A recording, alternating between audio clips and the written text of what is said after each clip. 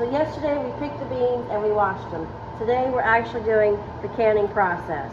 First thing you've got to do is pre-cook the beans for 5 minutes. Let your water boil first, and then once your water is boiling, you're going to add your beans and then set your timer for 5 minutes. After that, you'll drain them. I just usually drain them in the sink with my little colander. Be careful, because if not, you'll get steamed and it's really hot and not a pleasant experience. And then once you've drained them, you're going to pack them into your clean jars. I am using quart jars, and you want to make sure from the top of the jar you leave about a 1-inch headspace. And then I also add a half a teaspoon of salt. And then once you have your jars nice and tightly packed, you're going to add some warm, clean water.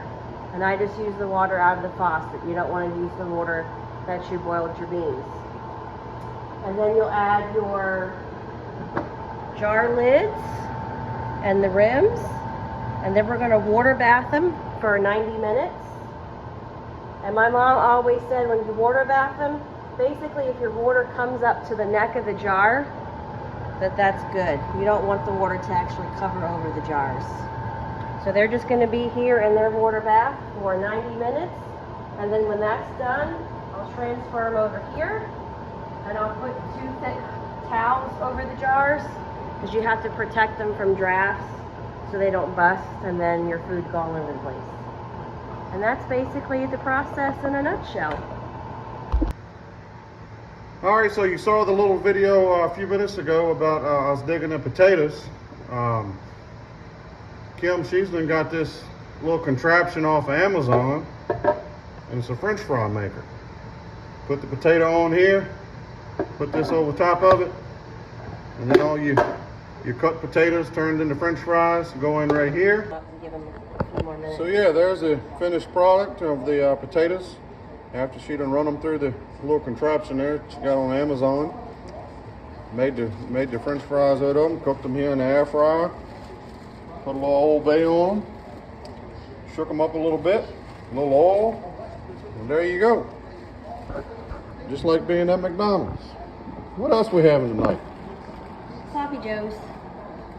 And Sloppy I have some Joes. homemade succotash that I made the other night. I got to heat up. All right. All from our garden. That was from last year, right? Yep. Butter beans, corn, and tomatoes. Nice.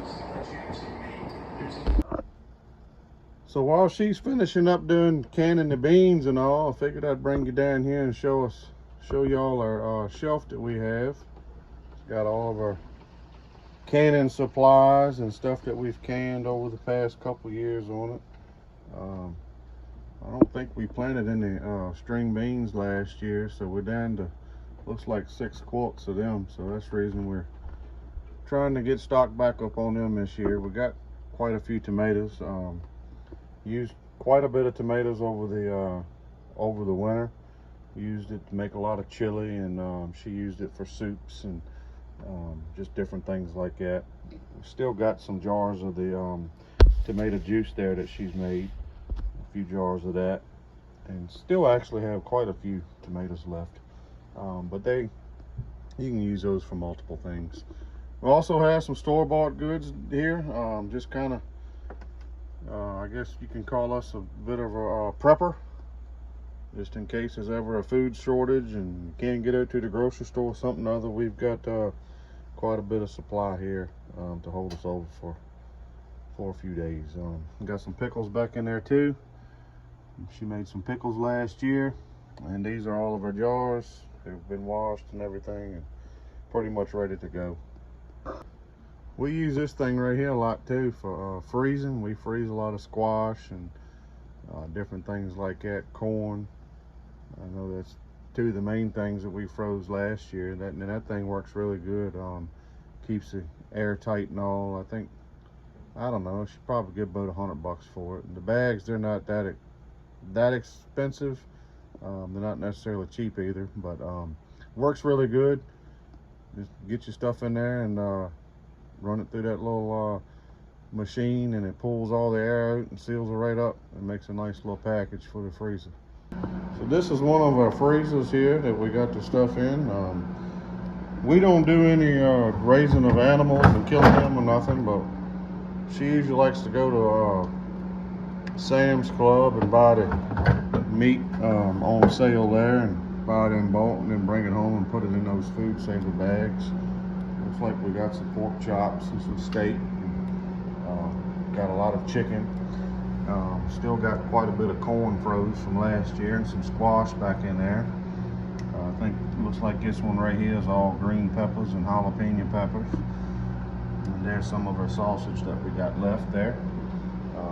Over here on the shelf we got some butter beans and looks like some more peppers and some chicken and squash and all kinds of goodies. So like I said, we just two of us, so we got plenty of food to hold us over for a while. So are we done? Our water bath is done, so we're done.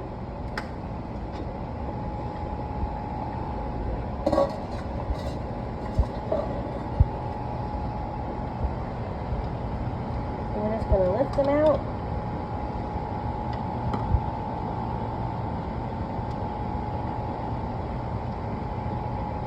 One at a time.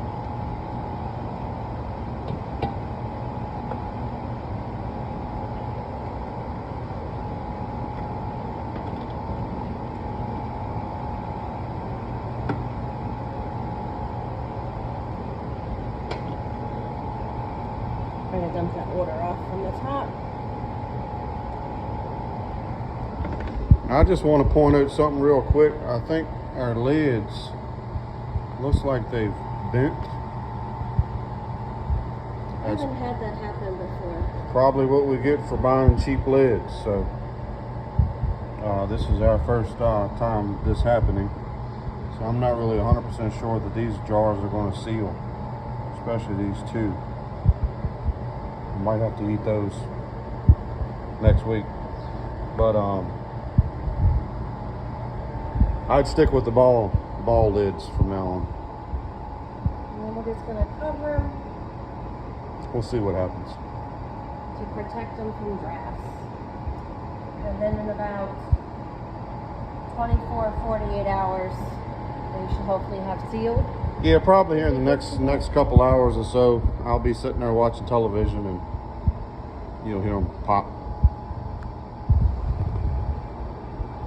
Anyway, thank y'all for tuning in tonight to Squirrel Holler. Don't forget to like and subscribe, and leave me a comment. Let me know how you enjoying the video or whatever you'd like to leave us a comment on. We would definitely appreciate it. Again, thank y'all, and we hope to see y'all again soon. Just want to show y'all some of the company that we've had over the past few days. And a raccoon down on the porch the other night. He's a regular. Got a deer there on the front sidewalk. See them out there from time to time. Not real often, but a couple times a month. And we got Mr. Fox. I see him about every night. Don't get too much of him in the daylight hours, but he's on there every night.